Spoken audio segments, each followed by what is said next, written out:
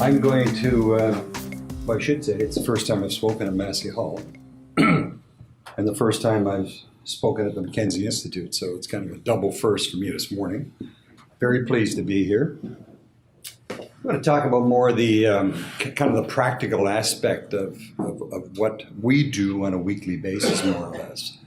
The previous three speakers were wonderful. I learned a lot. Very interesting, very engaging. Some of those points are in my presentation, so I wondered if I was hacked. But it was very good stuff. Damn it. So I want to talk about the threats in that. You got the usual, state-sponsored hacking, and we'll talk about the usual suspects. Espionage has been going on for hundreds of years and various methods of doing that. We'll talk about the theft of intellectual property. That really is huge. We were talking about the critical infrastructure earlier. 85% of the critical infrastructure is owned by private industry, private corporations, and that 15% by government. So it's a bit of the yin and the yang. I've been involved in various roles over the years where I've had government come to me looking for information, and in some cases had to say, no, I can't give it to you because can I trust that you're going to protect it and keep it? Because a lot of this stuff is very business sensitive and competitive in nature, depending on your business. So that is considering whether it's private property, corporations, or government, the amount of work, time, effort, dollars that's gone into the development of intellectual property, research development, etc. It's massive. In the US alone, I read some numbers a while back where it's hundreds of billions of dollars and probably more into a trillion now that they assume has been stolen from them through cyber hacking and other methods. Again, organized crime is becoming involved. Yes, the Costa Nostra, they're out there, they're alive and well. There's pimply-faced kids in the basement of mommy's basement at home doing things. So it's money-driven, fame, glory, one-upmanship, whatever. There's a number of motivations behind the cyber hacking. And of course, the cyber hacking by terrorists, and we've seen that with ISIS and others, terrorist groups, that'll continue. The danger to that is a lot of the information that we have can be extracted in different means. We've got, say, business email compromise, one simple thing where you get an email, and I've received these in the past as well, and you probably have. You get an email from somebody, you got a bill to pay. So if that goes into your finance department, you usually just stamp it and pay it. So a lot of money is gleaned in this method. FBI put out a recent stat in the last couple of months, I think $1 billion a year, through that very simple method of extracting information or masking and sending a note to finance saying the CEO wants this information. So a lot of really bad things can happen to you. Yes. The usual suspects, of course, China, Russia, Iran, North Korea. I think everybody kind of knows those. They're out there. There's others added to the list. And almost everybody now is into some sort of internet surveillance, call it hacking, whatever else. In 2014, at that time, 41% of all the global cyber crime attacks were originated from China. So of course in China, you got to realize, got a huge number of extremely well-educated people in the field of electronics, cyber, and others. Large workforce, low cost, and if they focus on you, they're really going to hammer away at you. So, thus the protection and the response and how you handle that. Yeah. Just to follow up on this and the Mandiant report from a couple of years back, I think there's somebody here from Mandiant could speak to that a whole lot better than I maybe, but I've been to Shanghai, I've probably been by this building. But at that time, 1,000 hackers, that's only grown. So when a force, a small army, I think somebody used the word army earlier today, excellent doctor, they focus on you, you're gonna feel some pain. And if you've done the hygiene, and bear in mind again, a lot of the attacks are successful through poor hygiene. poor work, poor maintenance done in your systems. Firewalls, what you're patching, all of that sort of thing has to be in place. I like this one here. That's The Economist. Again, the U.S. has accused Russia of involvement in the election. Whether that's true or not, the DNC offices, Democratic National Committee offices, were hacked in April of 2016, and it was led back to Russia. Here in Canada, in 2014, the National Research Council in Ottawa was hacked, successfully hacked. The smoking gun pointed to China.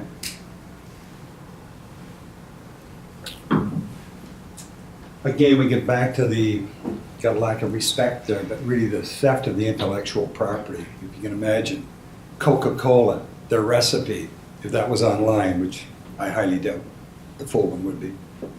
Imagine they stole that. Your brand is damaged, your company's gone, basically. Now we're all making Coke from the recipe. So, I mean, it's pretty serious stuff when you think of what can be taken. Companies have had serious brand damage, loss of hundreds of millions of dollars. And the first one to go is usually the CEO, although a little reluctant. I think Wells Fargo, we saw, he hung on for a couple of weeks, and that wasn't a hacking.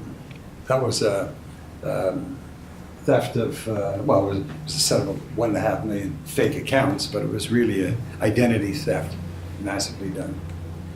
Next. DDoS attacks, I think we talked about this, and denial of service and that. This one is old now, it's September, late September. There's some more recent ones. Friday, successful slowdown of a number of networks in that. Over the weekend, there was supposedly a fellow in the States that hacked into one of the ministries in Russia saying, "Don't fool with us, leave us alone," type thing. So this one, we're going back now to last month, way back to last month, but it's 25,000 plus CCTV cameras globally. That was hacked. Don't know if anybody's been to the UK, to say London lately. I lived there a number of years ago, and very few cameras. In the last decade, places covered with cameras, so wouldn't bother me. Some people from a privacy concern are very offended. But the Brits have given the camera and surveillance system they have kudos for actually catching the bombers, the terrorists of the July 2005 incident. So would they have got them anyway? Possibly, but the cameras made it a whole lot easier. Earlier we were talking about physical security, and we can talk about cybersecurity. It's very sexy, it's in the papers every day, and it's big, it's huge, but at the end of the day we still need physical security. So if you got your server room and the door is unlocked or not monitored, a lot of access can be gained. In the old days, we used to look into the telephone closets. If they were locked and secured, then pretty hard to access telephones to do intercepts and that sort of thing. The camera's the same thing. People use them now privately, your house, indoor, outdoor. Corporations use it, companies use it for their fleets and equipment. And of course, government uses them, and that's an ever increasing. A lot of these things are rolled out. People don't do the basic maintenance, like what's the password? Like change the password from 12345 to something else. So a lot of these things are easily accessible. Hacking by the numbers, and this is always amazing to me, and the numbers only keep getting larger as time goes on. But look at British Petroleum. Say they suffered 50,000 attempts of a cyber intrusion a day. So rest assured they've got a pretty healthy defense to that, response to that, and other things in place. Pentagon, 10 million attempts a day. My third bullet, I've got 10 million hacks a day. That should be 10 million attempts a day. Sorry for that. UK, 120,000 cyber incidents a day. That's massive. Of course, most of those are in government facilities, directed usually by state sponsors. Then we got Utah that came from 1 million 2 years ago up to 20 million now. So this is only going to get bigger, and I hate to say it, but better. Some of these are increasing exponentially. It really is frightening when you think about it. Next. Kind of a local story, Canadian story here. The Chinese wanted to buy the Potash Corporation in Saskatchewan, 2011, so say 4 years ago. The deal didn't go through for a number of reasons. The deal was quashed, didn't happen. But a number of Bay Street law firms and others were hacked. And I remember one of the senior partners asking, well, the deal didn't go through. Why would they hack? What's the, nothing there. Of course, the response being, people are very interested in information and intelligence. How was the deal structured for the financial people here? How was that deal structured and put together? So how do we look at that, the next deal that we're going to get involved with, say with the Canadians or the Americans? A lot of the best practices that we might have had in place on that potential deal would be used again in the future. So again, kind of a case study for them. The second thing that would concern me is the fact they entered these firms and others so easily. The kid at home could have hacked into them. So that is concerning when you think you've got your most sensitive information with a law firm acting on your either personal and or corporate behalf, and it's out there to be picked away at. The one thing they did have, they had physical security in place. They had actually a receptionist, so when you stepped off the elevator, there was a receptionist there. You had to speak to him or her. So you couldn't just wander about the offices, but electronically, it's much more easy. Yes. The hacking in the Mafia, Costa Nostra, a lot of us have worked on those in the past in different groups. They've hired very good lawyers, very good accountants to set up businesses and corporations, shift money through money laundering in various different ways. They now have a committed group of IT experts. So they got an IT component. Before it was individuals mainly, small groups. Now they got complex cybercrime groups together, working globally across the markets. And a lot of it is low risk with an extremely high return. So either valuable information, or if you're stealing 10 million credit cards from Target, highly fluid money that you're getting. So they continue to work at this, they maximize their profits. Again, as a corporation, a criminal corporation, they're making great strides in some of these. Again, the analysis on that, low entry, doesn't cost much to get in. You get a smart kid maybe, and you're halfway there. Potential of getting caught, slim. If you do get caught, if you're domestically here, can you be prosecuted? Probably, but would you be convicted of anything much? Probably not. So the return on investment is huge. Low entry, low fear of getting caught, low risk of sentencing, etc. So dangerous. This is kind of interesting. So you got the very sophisticated groups, then you got individuals. So really these can be some kids at home hacking, and they hack for different reasons. Some now with the ransomware, and we're all familiar with some of these that have happened.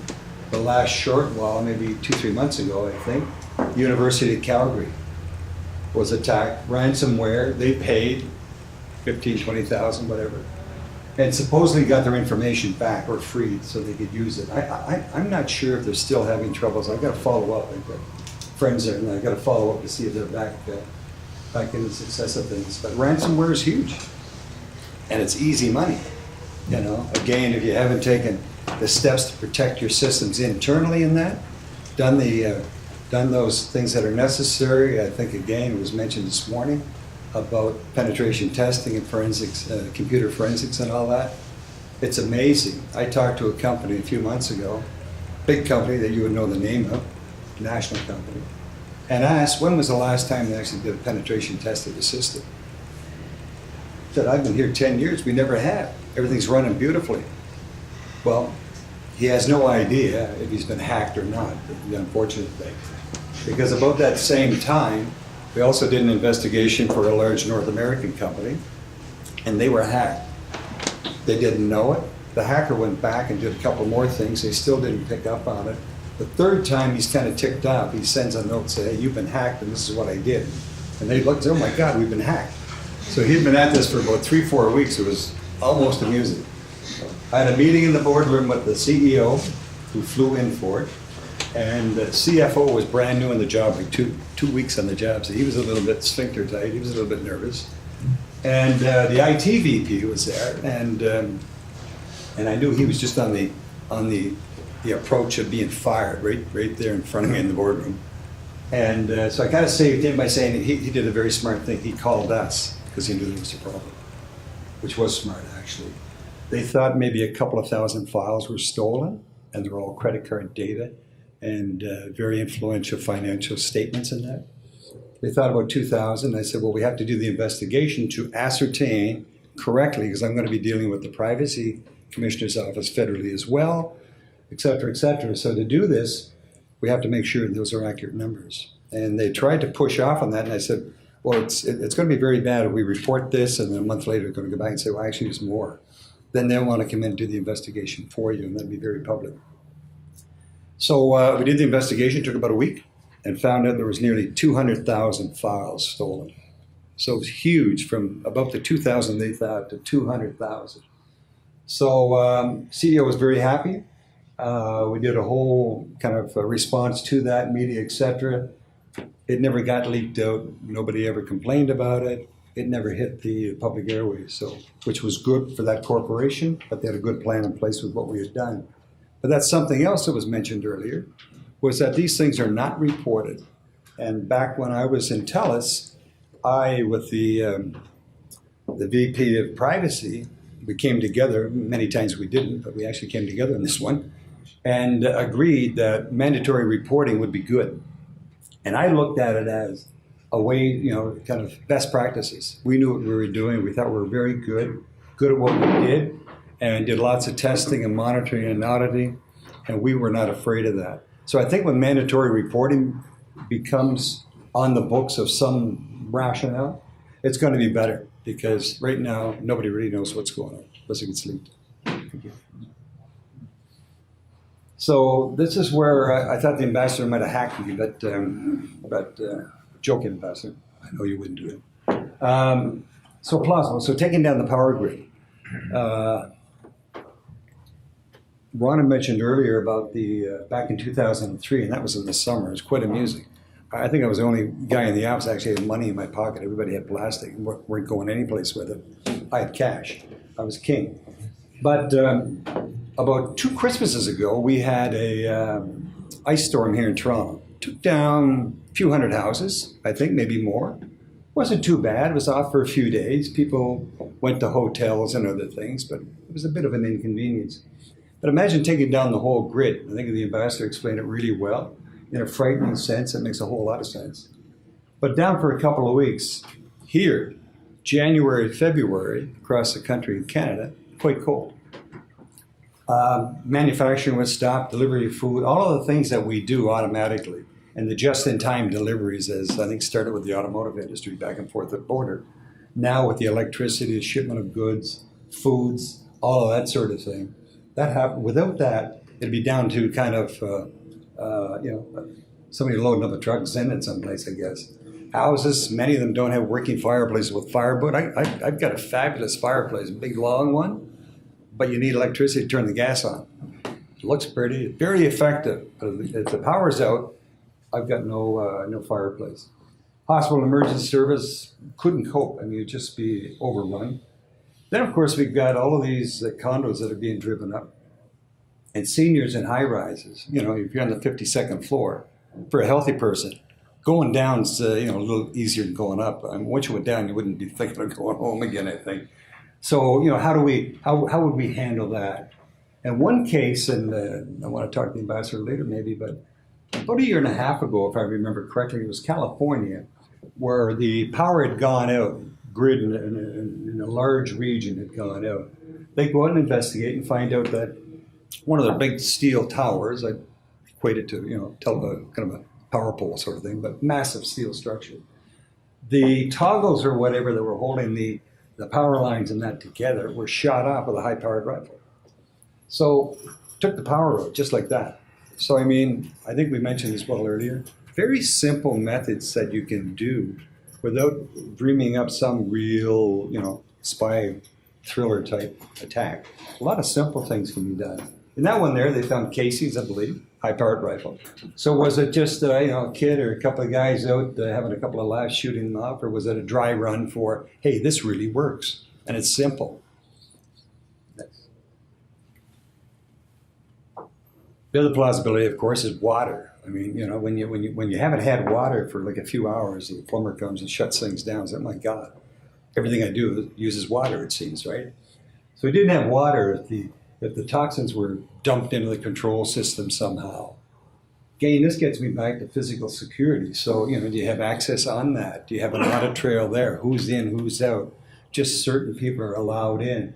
You don't take in, your neighbor to show them how sexy this place is. Anybody that goes in to repair then is escorted by guard and watched and monitored, that sort of thing.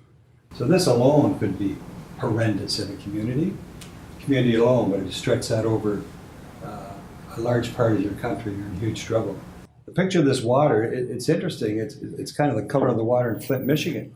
And that's just a natural thing of old piping that was corroded and contaminated and made people sick.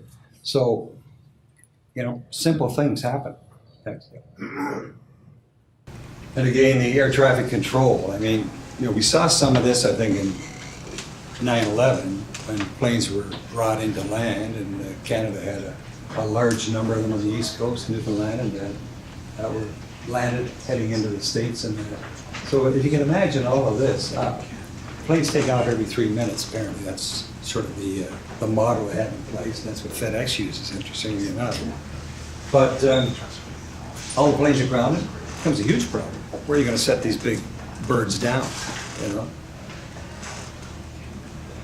I flew to Hong Kong a while back on the Dreamliner. It was beautiful.